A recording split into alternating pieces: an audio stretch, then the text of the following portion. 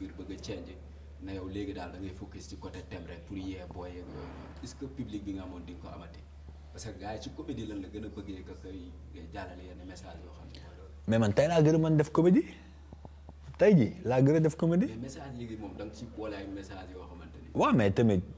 da ngay wane ni da nga maa. boo nee def comédie te amul message tamit amul sens. mais affaire yi fën nga ko daan defee. waaw juste faire rire comme ça nii rek gars yi reetaan comprendre ñaata yoon lañ téye tendance bi def vidéo. faire rire en éduquant quoi. waaw nga def vidéo nga xëy fekk 200 000 vues. la semaine prochaine ñëpp a koy fàtte ah.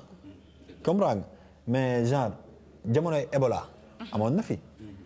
Ebola comprendre nga genre defoon nañ si ay vidéo mais temps yi on était pas trop mature. def nañ si ay vidéo mais am na ñu mu atteindre woon.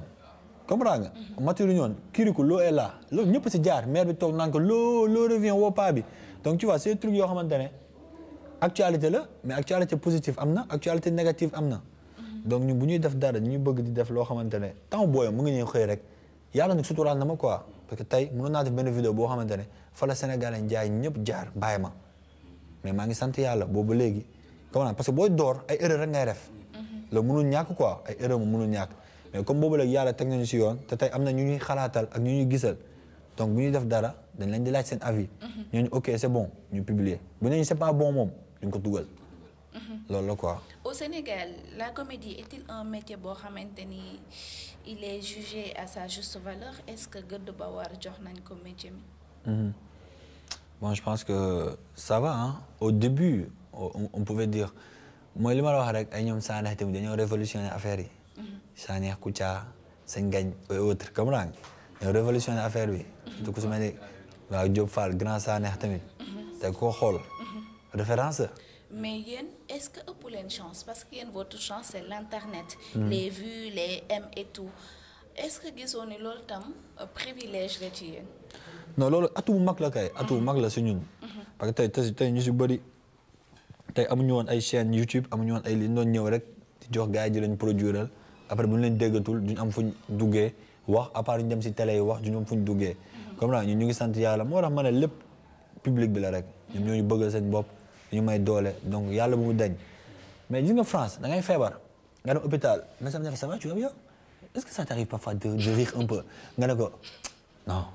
il faut que tu ailles voir un spectacle de Jamel Debbouze ça tu as du bien nga ne wax ki lu muy wax nii nga dem seeraan ko rek autrement après da ngay wér parce que reetaan dafa baax si nit day faj comprendre nga donc genre affaire yooyu ñu ngi koy bëgg a teg ñu ngi bëgg indi yu mel noonu parce que déjà man am na benn événement bu mag mooy waaj en 2020 bi incha allah comprendre nga bu mag a mag incha allah boo xam ne mosuma def événement rek mais 2020 bi moom incha allah bu ci yàlla jàppee bëgg naa ak Rewmi TV ak gars yëpp bëgg naa def événement quoi. taxaw na ba pare sax. taxaw na très bien. ngeen xam ne da ngeen di def comédie. lu tax du ngeen faral di def ay featuring seen biir. ay duo comme quoi tey nga woo Doudou ne ko ñu def benn affaire. génne ko jox ko gars yi nga xam ne dañu wala nga woo keneen. mais dañuy def ay vidéo maag Doudou récemment def nañ benn vidéo sama caméra cachée bi moom def récemment moom moo ko présenté caméra cachée bi mu ngi nii moom moo ko présenté maam juste pour mu leer quoi. comprends. d'accord. wan ko askan bi wane ko ci la télé du peuple.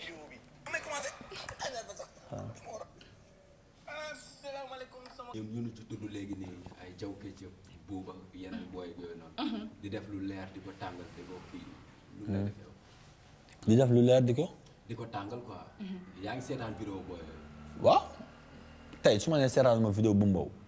je serais méchant. su ma seetaan vidéo jaw mënul nekk c'est impossible. après yow doo toog nga am pression ci sa bopp. ne booy yi ñu ngi sama kaw. pression comme lan. booy yi li ñuy def dafa naan sa gars da leen bëgg. ñu ngi sama kaw mooy lan. waaw yow tamit nag. mooy lan xam nga yow rappeur nga sa terme yooyu man comprendre ma ko. genre ñi ngi sa kaw boo ko déggee mooy booy yi ñi ngi def li nga xamante ni tey yóbbulatoo leen dara. bi mu fi il faut booy nekk nit ñi mais tey booy ñi ngi def loo xamante ni yow. caméra bi laay jàkkaaroo wax. il faut que ñun ñu di def vidéo wala ñun ñu di commencer ñu bàyyi dem esprit boobu. xam ban esprit lañu war a am. nan laa war a def ba liggéey lu rafet. toog ba dem te du ñaaw. bëri na ay comédiens yoo xam ne tey amuñu dara mais kenn yebu leen. bëri na ay nit yoo xam ne si àdduna sax amuñu dara mais kenn yebu leen. li nga aar bi dafa garaaw bul gis nit taxaw fii rek nga ne kii dama koy daaneel buñ am maanaam idée buñ jógee idée boobu parce que ku taxaw rek bul xam ni ko yàlla sampee. comprendre bokk li ngeen di def tamit pas moom loolu. yow concurrence ñaar si yéen ñaar yi daa xamee concurrence. man booy dañ may woo téléphone di ma laaj ay affaire man tey su ma soxla damay nekk comme genre benn daara ji si aar wi. ok. comprendre nga. non boobu nga fi sax parce que. waaw am respect ñëpp. am entente ak ñëpp. parce que booy yi dama leen yéene jàmm. man booy yi dama leen bëgg je les aime. j'aime ce qu'ils font dañ may reetaan loo. damay tëddee sama jabar di seetaan Bouba Dembaw damay tëddee sama jabar di seetaan Jaw Ketchup Max Pro whatever comprendre nga. donc nañ bàyyi am idée dama jug pour daaneel kii parce que bul xam ni ko yàlla sampee. comprends nga. genre. d'accord waaw on avait beaucoup de choses à se dire mais xam naa dañuy dem ba beneen yoon. alors prochainement incha allah nga may jaxasewaat ak gars yi. jaxasew ma la kii. alors événement bi ngay waajal. c'est ça c'est son projet c'est le prochain projet non. incha allah. c'est pour quand. bientôt hein. bientôt on va communiquer les dates bientôt incha allah. on attend. le tout dernier mot de Marfous. yàlla na jàmm yàgg Sénégal. yàlla na yàlla boole ñëpp nekk benn. yàlla na yàlla musal seytaane yàlla na yàlla musal si yenn journalistes yoo xam ne dañuy jaxase gars yi yàlla nañu yàlla jàppal bu baax a baax a baax boole ñu ñëpp Sénégal ñëpp benn la te mënu ko xar ñaar man Doudou Diaw Dembaw Max Pro Axel Tati ñëpp benn lañ man Mahfouz jotewu ma see kenn bëgg naa leen respecté naa leen am ngeen respecté man donc yàlla na jàmm yàgg daal. on accepte les pics avec beaucoup de plaisir ji tàggool. en tout cas war la wax lim la wax jaajëf sama gars yi rendez-vous ba inchallah samedi prochain. 10,000 maatal folom laaxira rang. Merci beaucoup amis auditeurs de la radio Rewmi FM et téléspectateurs de la chaîne Rewmi TV dañuy dem ba beneen yoon ñu toog fi ak beneen star c'était Rewmi People très bon week-end chez vous. nga xamante ne moom lay def donc la comédie laata ma ko jox mu saafonte ak nuyoog ñi nga xamante ne ñoo koy teewlu ak di ko seetaan ma jox sama binoom ji lu bees. waaw ça va Mimi maa ngi lay ziar bu baax a baax. namoon naa la de samedi passé dag ma pont. waaw samedi passé xam nga rek. waaw dogal yàlla la woon quoi après amoon nañu yéene def teew bu baax a baax. d'accord en tout cas. dégg gars yëpp di teewlu Rewmi bi. Bienvenue. alors Marfous. Ça va Lou'Bess, c'est un grand plaisir de t'avoir dans notre plateau. Bon, salam alaikum à toutes et à tous, comme j'ai l'habitude de le dire. Le plaisir est là. Hein. En fait, je suis très content de ñëw si émission bi Rewmi TV di nuyu képp kuy seetaan émission bi di la wax merci beaucoup sa soutien. yàgg naa gis vues yi ak pouce bleu yi et tout quoi yaa ngi gën a xam. T'es souvent aussi calme, on dirait pas. Bah si, je suis calme. Hein. Ouais. Sauf que quand je cache une caméra. Je suis plus calme. sonal nga nit ñi donc je t'appelle comme ça sax c'est l'homme de caméra cachée Doudou xam nga ni yow sonal nga askan bi. Marfous. Bon c'est la même chose parce que maag Doudou ay frère rek. donc benn la parfois dañ koy gis naan ko Marfous parfois man damay nekk si mbedd bi sax gars yi naan ma Doudou. Tu vois donc ce qui veut dire que y a une bonne liaison très positive entre lui et moi et ce qui veut aussi dire que. Sénégal lépp benn la quoi. D'accord alors pourquoi le concept de caméra cachée.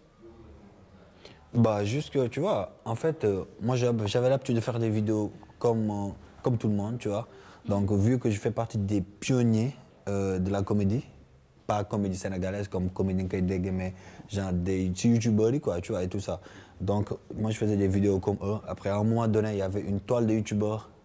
Chaque un mois, tu vois un nouveau youtubeur qui vient, qui apporte sa touche personnelle, mu def ay affaires et tout. Donc après, je me suis dit, pourquoi pas ne pas être différent, quoi. Ne pas un peu me focaliser sur un autre truc, tu vois. Un peu dem beneen côté. Après, c'est là que j'ai commencé à faire des caméras cachées. Au début, c'était pas facile. Les gens vont dire, c'est pas les mêmes réalités, tu vois, les mêmes cultures. Après, y a tout ça. Mais vu que boobu léegi, quand on fait un truc, on essaie de faire ça bien et d'adapter ça avec les réalités sénégalaises, culture sénégalaise et autres, tu vois. Donc, ñu ngi sant Yàlla di sant Yàlla sant Yonent bi ci julli si comprends nga.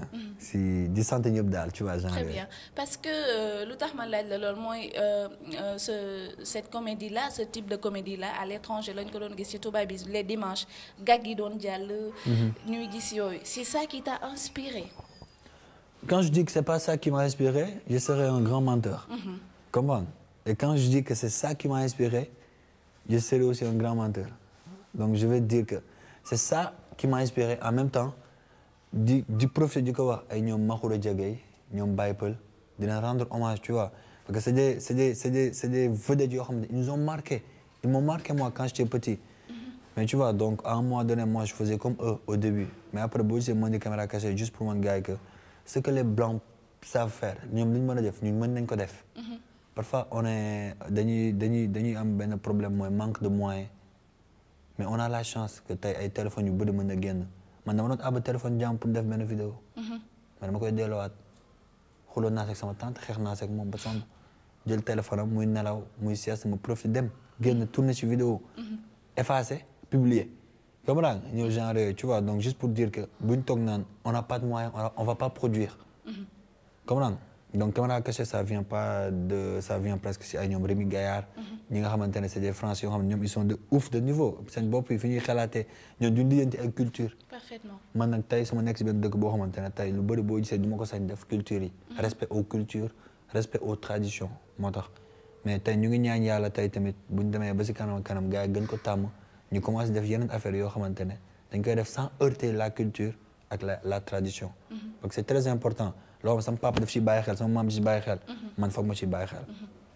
d'accord ji waaw man li ma koy laaj mooy kan la njëkk a gis ñuy def ay vidéo fii Sénégal ba tax moom mu tëdd di ko dugal ci YouTube bi wala da nga ñëw fekkoo kenn di ko def nga ni xaaral ma essayer def ko kan moo la inspiré ba nga tëdd di def vidéo dugal ci YouTube bon je dirais que man dama yàgg comique dama yàgg def ay affaire lu lii nii dama daan dem classe di tooñ sama prof ñu may dàq di ma convoqué et tout comprendre nga mais dama doon toog nii quoi di foo ak samay xarit yi di toppandoo jigéen ñi bu ñuy mooy temps Facebook bu ñuy door a bees bu ñuy def vidéo bu ñuy def ay photo di ko dugal genre nag sama benn xarit moo doon caméra après mu dugal ko Facebook gars yi naan non ñii di xas ñii di saaga temps daaw ma sa am 4 j'aime dugal ko ma am si 37 j'aime xaw ma. loolu ban année la.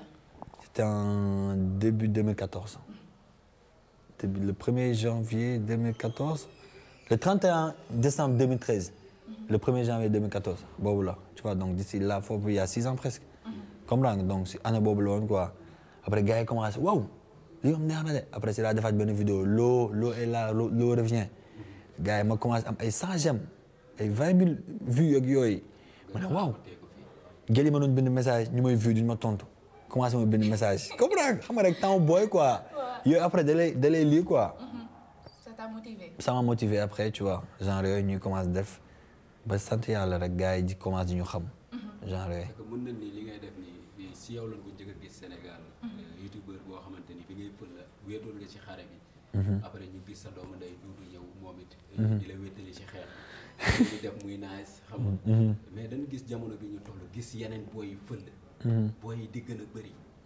yéen du ngeen toog di gis booy yi di fël di gën a bëri gars yi di leen bii gars yi bëgg leen est-ce que du ngeen xaw a tiit tuuti non contentement lañ ci am parce que tey su ma demee bay def benn affaire man ma bokk ci pionnier yi. mais vous vous sentez concurrencé quand même. bokk ci paan naa ko rag yoo xamante ne automatiquement mooy question moo la laaj sànq idée vidéo génn dañ doon play ñu teg manette yi ut benn aliw ma sol ndoket dugal ko ci paan bi rek commencé sang ñu dugal ko après monde bi presque ñëpp jot nañ ci ku nekk da nga koy seetaan chaque instant. di nga son mas defoon son maadaba sama doom jàngal soo màggee imposé di profité di bëggee maadaba tamit di ko dekkilaat ko mais ñu bëri ñoo fan man maa way bi mooy génération tey pour ñoom maa way bi parce que xamuñu maadaba comprends nga donc y a ces trucs là. Le message en tout cas était fort et c'est passé quand même. Ouais, alors revenons-en aux caméras, au concept de caméra cachée là. Doudou, tu sais Omar Fous. benn la voilà bu la ñaan sax wooye ma Doudou amul problème nee la ma moom benn la. léegi ce que je me disais mooy ñii xëy na balaa ñoo caméra nit ñi dañ leen di aviser au préalable ça se passe comme ça ou bien. non. da ngeen di ñëw rek teg seen caméra. moi je prends des risques ah. man damay jël ay y a des risques est-ce que yow mosoo ci am mauvais incident. musul am un événement malheureux parce que am na ñoo les personnes ne sont pas les mêmes. Est-ce que doo caméra nit ki ba quelque chose am loo xamante ni tiital na ko ci mu am lu xew est-ce que c'est une fois arrivé. waaw bon mos na arrivé ah am na benn gel buñ tiitaloon mu mel ni lu xam. après automatiquement moo sam benn xarit docteur mu ñëw comprendre mu examiner ko après mun nañu lii ngeen koy jëndal ñu jox ko mu jënd ko après ñu koy seeti ba elle va bien. maintenant elle est une grande fan. tu vois donc après depuis jour boobu laa wàññi di tiital jigéen. léegi su ma tiital ay góor yàlla laay tiital xam naa seetlu nga ko vidéo yi ma tiital ay góor laay utiliser parce que jigéen comprendre nga genre yooyu quoi léegi man su ma def caméra cachée. nit mënoo ko ñëw ne ko grand jaafaay dama bëggoon nga jouer lii caméra cachée. c'est pas ça reste plus une caméra cachée. et je vous dis un truc caméra cachée yu bëri yi ngeen di seeraan yu baptu yi di def. ñoom c'est équipe la de benn équipe ñooy ànd dem def ko de. c'est ça. benn équipe mu ñu ànd dem def ko. ouais après parce que di nga ñëwaat réalisation bi ça se passe comment mais finissons avec l'incident avec la fille là. exactement comprends nga genre après ñu dem seeti ko ba après mu nekk une grande fan tu vois genre yooyu. man su ñu def caméra cachée man maay observé ki ñuy joué ma ne kii dañ koy joué man yàlla may na ma xool nit su ma xoolee nit bu dee policier nga wala genre koo xamante ne waroo feeñ wala genre yooyu man automatiquement jànguma ko quoi mais peut-être yàlla may na ma ko su ma xoolee nit dox rek naa xam kii war nañ ko joué wala waruñu joué ak moom comprends nga. ñëpp mën a détecter ñëpp nag peut-être benn doo bu nekk si man la rek. mais après kuñ joué nag kuñ defar caméra cachée maanaam kuñ joué buñ la utiliser. boo nee ba fële y a un gars qui te dit que caméra cachée la woon. bu dee permettre nga ñu jël sa image. ñu jël ko am nañ benn formulaire. nga lire def sa tour signé. après man ak sama équipe suñu baaxaay ñu may la dara boo joxe accord ñu jox la dara ne la amuñu nag quoi dañuy ut rek ay jeunes lañ li ñoo ko teg si passe bi parce que boo seetloo ñi may utiliser ñi may jouer caméra cachée c'est des gens yoo xamante ne ils sont pas assez fortunés ils nagent pas dans le bonheur c'est des gens yoo xam da nga xam ñii ils sont à la quête de quelque chose léegi ñooñu après ñu am ñu teg seen loxo je dirais pas la somme wala genre yooyu comprendre mais dañuy signer wala parfois ñu ne waa ok on est d'accord may leen suñu image boo ne may ñu damay ànd ak yow ba si oto bi wala si caméra bi nga xool séquence bi ñu effacé ko. comprendre ça se passe comme ça mais gars yi nag dañu foog ne nag dañuy ñëw rek dugal comprendre nga genre yooyu am na benn vidéo mu doon def mooy ëmbal bi bii gel bi di romb di jinne yaa ma ëmbal am benn paa bu romb di seeraan paa bi dafa romb rek di seeraan de bu bokk si vidéo bi nag chaque jour doom boo ma dama lay plainte sama papa mu ngi si vidéo bi feeñ na dindi ko dama lay plainte sama papa mu ngi si vidéo bi feeñ dindi ko dama lay plainte ma ne ko non dindi moo ko parce que dama ne ko je suis vraiment désolé mais la cible n'était pas ton papa certes tamit waroon naa am autorisation si koñ boobu di tourner mais cible nekkoon papa mais papa ñëw na si vidéo bi feeñ na si te ku sañoon tamit sa papa du feeñ si vidéo ñu koy jël comprendre mu doon loo xamante ne ça m'a vu benn dilemme dindi ko bàyyi internet ju reetaanati wala ma bàyyi ko chaque jour su ma ko essayé dindi YouTube day bañ. D'accord. et boo yaa ngi seen affaire bi je m'excuse vraiment. wala doom ji ngay baax. waaw paa bi xam naa du ko seet mais doom ji maa ngi jégalu. mais man seetaan naa ci benn boo xamante ni waa ji xamu ko université la doon dem. même yéen a ngi naan ko sax caméra kasa la mais waa ji mënu ko woon gëm quoi ñu ngi naan non damay dóor après loolu tamit. gaa naan ko non caméra kasa la mais. gëm si après dafa taxaw sëgg. xam ne kii luy jógee si moom bi ñëwaat léegi. waa ji mu ngi tudd Mame Baye di bëgg tamit Zé parce que Zé moom mooy sama nouvel élément bi def caméra cachée yi. c'est mon nouvel élément donc un gars très comprendre très il a toujours été un homme de l'ombre c'est comme je t'avais dit moi je vais toujours avec les gens avec qui j'ai commencé tey ñi ma commencé rek laay ma àndal di dem comprendre dina am ay xarit yu bees dina am ay nit yu bees mais tey lépp lu may def ñi may commencé première vidéo ba tey ñoom laa nekkal di ànd ak ñoom muy Toumani grand mari xam na li may wax comprendre muy ñeneen ak ñeneen donc Zé di ko béggee parce que tey apporté na touche am te il est aimé maintenant gars yi xam nañ li muy def et tout caméra cachée ñun juguñu si pour manque de respect kenn parfois ma def benn caméra cachée gars yi ne ma yaa ngi tardel taximan bi c'est ça te kii day liggéey joxoo ko xaalis mais su ma koy jox xaalis est-ce que dafa laaj ñu caméra ko ma jox ko xaalis non moi je place des gens là-bas au fond du quartier au coin du quartier ak au coin du quartier bu ñu paree da lay arrêté ne la li leen doon joué bu dee taximan la soit ñu jox la 5000 ça dépend du minute bu ñu joué bu dee 8 minutes lañ def 8 minutes fii ak Dakar ku la jox 5000 baax na. waaw 2000 sax baax. comprendre mais maanaam ba pare après dañuy récupérer numéro taximan bi man samay xarit leen de dañuy wootante envoyé ma vidéo yi ak yooyu comprends nga donc juste que peut-être devant la caméra gars yi ko seetaan duñu gis ni mu fa demee mais après ñoom dinañ comprendre et j'ai pas besoin de def di joxe xaalis di ko filmer c'est pas une belle image pour les enfants xaalis boo ko bëggee da ngay liggéey donc il faut éduquer te boo éduquer nag foog ngay éduquer comme ni nga war a jum naa damaa dër comme il faut waaw d'accord léegi yan retour ngay am comme sànq li nga doon wax est-ce que des fois duñ ne kii dafay yabaate quoi t'as pas ces genres de réaction qu'est-ce qu'on te dit qu'est-ce qu'on te reproche exactement man lii du mentalité sénégalaise loolu muy wàññeeku sax parfois ma def benn vidéo sonn si lool dem tourné ko benn waay ñëw rek toog bés feek dañ ko tourné neexul da ngay sàcc ak maa bañ loolu nit ku ñuul man ma ñuul di xeexal couleur africaine di xeexal der nit ku ñuul di wan gars yi que liñ mën loolu moom nan neexuma quoi man mën nga ma saaga sax du garaaw mais nit koo xamante ne c'est un gars qui est parti de rien du tout aw ma dara mais koo xamante ne day fight pour gars yi respecter leen si kaw yow nga ñëw di ma gënale tubaab bi complexe xoolal Cheikh Anta Diop ah Léopold Sédar Senghor c'est des gens noirs Lumumba ah Nelson Mandela c'est des gens noirs yoo xamante ne Thomas Sankara et plein ils se sont battus pour la couleur noire Aline Sitoé Diatta xoolal bëri na quoi may Mariama Ba bëri na ñoo xamante ne Lamine Gueye xoolal bëgguma di citer quoi Thierno Seydou Nourou Tall bëgguma di limer parce que bëgguma bàyyi kenn quoi comprendre Cheikh Amadou Bamba dañuy jaay intellectuel non Cheikh Amadou Bamba kii Martin Luther King comprendre nga Seydina Limamou Laye El Hadj Ahmed Tidiane Baye Niass ñoo ñëpp c'est des gens yoo xamante ne ils se sont battus corps et âme donc man tey ñooñu yemu ma leen fen man seen esclave la yemu ma leen fen de mais man durant mon existence li ma fi jot a jaar si àdduna naa jéem a def loo xamante ne suba tubaab bi dina respecter nit ku ñuul gi mais parfois da nga gis benn booy ñëw ne non da nga ko sàcc ci Ibra TV kañ moo Ibra TV benn tubaab buy def vidéo te man yàgg def ay vidéo yàgg naa def ay vidéo yoo xam ne damay dugg ci net bi après may dugg ci net bi gis ne tubaab bi ci man la ko jëlee mais ñoom ñoo ñu ëpp wifi ñoom ñoo ñu ëpp nit ñoom bu ñu ko defee ñoo may ëpp vue du benn du ñaar barki xolo billah barki sëñ bi du benn du ñaar ma def ay vidéo gis xëy gis tubaab bu ko def man ma ko defee y a 4 ans tubaab bi def na ko y a 2 semaines am ci 2 millions de vues